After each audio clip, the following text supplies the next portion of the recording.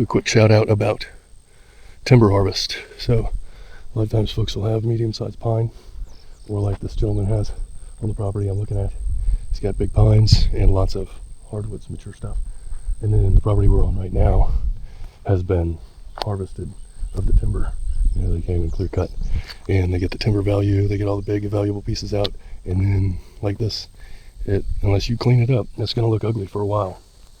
You know, but stuff like this, it's not totally beautiful, but you do get things like common ragweed, which deer really like to eat, forbs, things with seeds for the birds.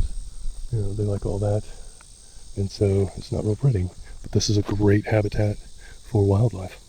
So even the yellow butterfly over there. But yeah, so if you have a timber harvest, if you want to know the value of your timber, then many forestry companies will come out for a nominal fee, probably $400 to $1,000 or so, depending on the size of the property, and they will hike through, do some measurements of average timber, and then average timber per acre, size and value, and they'll come back and give you a price. And I know many of the timber companies here in East Texas, they won't even bother with you if you have less than 50 or 75 acres.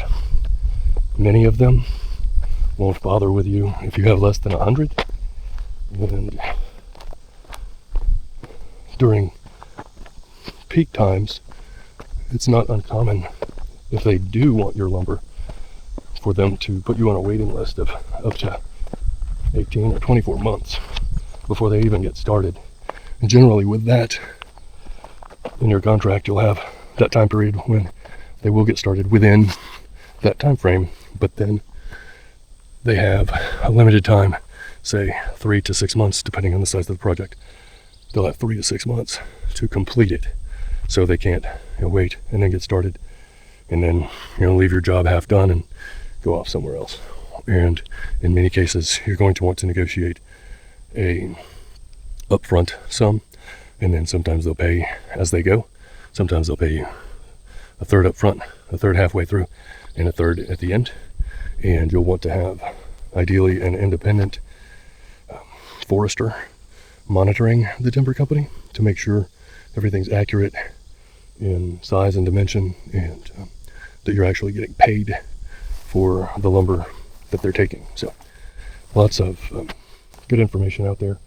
But if you are thinking about buying or selling timberland, or buying or selling your timber on your property, then give us a shout and I can set you up with some people to give you some more info on that.